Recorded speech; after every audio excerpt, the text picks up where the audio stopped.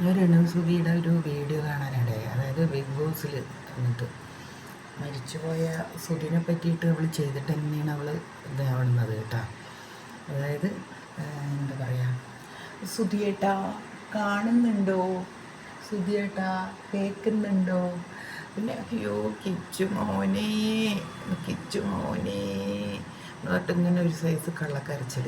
കിച്ചു മോനെ നാട്ടിൽ നിന്നിപ്പോൾ നിന്നെ നോക്കാൻ പറ്റിയില്ലടാ എനിക്ക് എന്ന് പറഞ്ഞിട്ട് അത് എന്താണ് ഋതപ്പനെയും നോക്കിയിട്ടില്ലല്ലോ, ആ തൊണ്ടയുടെ അടുത്ത് കൊടുത്തിട്ടല്ലേ പോണത്. ഇവള് കാട്ടിക്കൂട്ടുന്ന വേഷക്കെട്ട് എന്ന് പറയാം. എന്താ കാട്ടിക്കൂട്ടുന്നത്?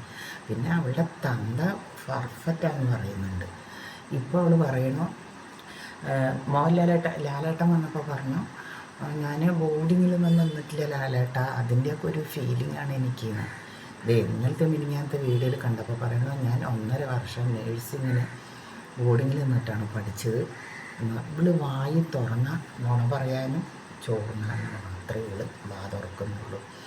അവൾ എന്തൊക്കെ പഠിച്ചിട്ടുണ്ട്? നേഴ്സിങ്, എയർ പ്രോസസ്റ്റ്, പിന്നെ എന്തിട്ടാണ് എൻജിനീയറിങ് പഠിച്ചിട്ടുണ്ടോ, എൻജിനീയറിങ്, ഡോക്ടറേറ്റ്, പിന്നെ അങ്ങനെ കുറേ സംഭവങ്ങൾ പഠിച്ചതാണ്.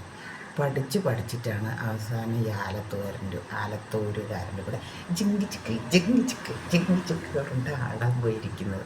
മനസ്സിലായ?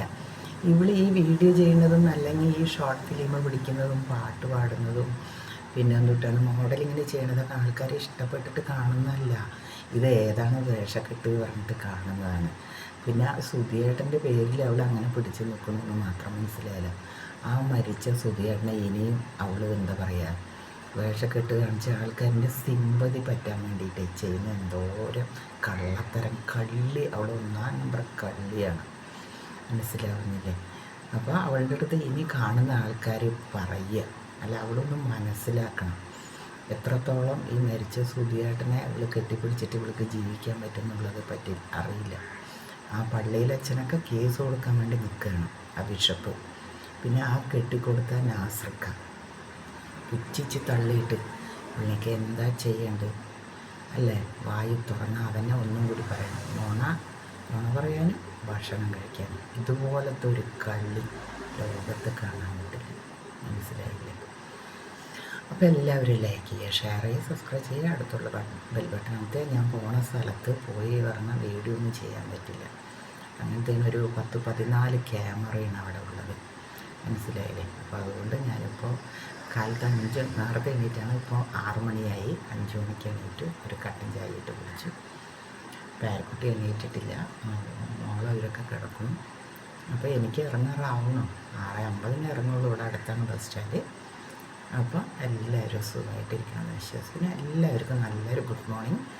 ലൈക്ക് ചെയ്യുക, ഷെയർ ചെയ്യുക, സബ്സ്ക്രൈബ് ചെയ്യുക. അടുത്തുള്ള ബെൽ ബട്ടൺ അമർത്തണം. ആരും കൈവിടരുത് തന്നെ കേട്ടോ. എന്ത് മുന്നോട്ട് കൊണ്ടുപോകണ്ടേ എനിക്ക്, അതുകൊണ്ടാണ് പറയുന്നത് കേട്ടോ. എനിക്ക് എന്തെങ്കിലും ഇതിൽ നിന്ന് വരുമാനം കിട്ടിയെന്ന് പറഞ്ഞിട്ടുണ്ടെങ്കിൽ ഒരുപാട് ആൾക്കാർക്ക് സഹായിക്കണം ഒരു ആളാണ് ഞാൻ. 10-16 വർഷം ഗൾഫിൽ നിന്നിട്ട് ഒന്നും ഉണ്ടാക്കാൻ പറ്റിയില്ല. ഒന്നും ഉണ്ടാക്കാൻ പറ്റിയില്ല എന്നല്ല, ഞാനൊരു കഴുതയായിപ്പോയി. മനസ്സിലായില്ലേ? അതുകൊണ്ടാണ് ഞാൻ വാടക വീട്ടിലിരിക്കുന്നത്. ചില മാസങ്ങളിൽ വാടക കൊടുക്കാൻ പോലും തിക്കുമുട്ടിയിട്ടൊക്കെയാണ് വാടക കൊടുക്കുന്നത്. മനസ്സിലായില്ലേ?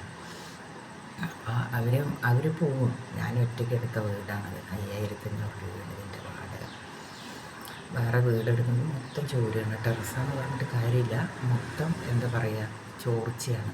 അത് കാരണം ഒരു ബെഡ്റൂമിൽ 2 ബെഡ്റൂമിൽ ലൈറ്റ് കത്തുന്നില്ല. ആ ഹാളിലാണ് ഫാനും ലൈറ്റും മാത്രമേ ഉള്ളൂ. പിന്നെ അത് അടുക്കള, ബാത്റൂമിലൊക്കെ കത്തുന്നുണ്ട്. അതിന് വലിയൊരു കാര്യം. മനസ്സിലായില്ലേ? അപ്പോൾ എല്ലാവർക്കും ഒന്നും കൂടി നല്ലൊരു ഗുഡ് മോർണിംഗ് കേട്ടോ. ഓക്കേ.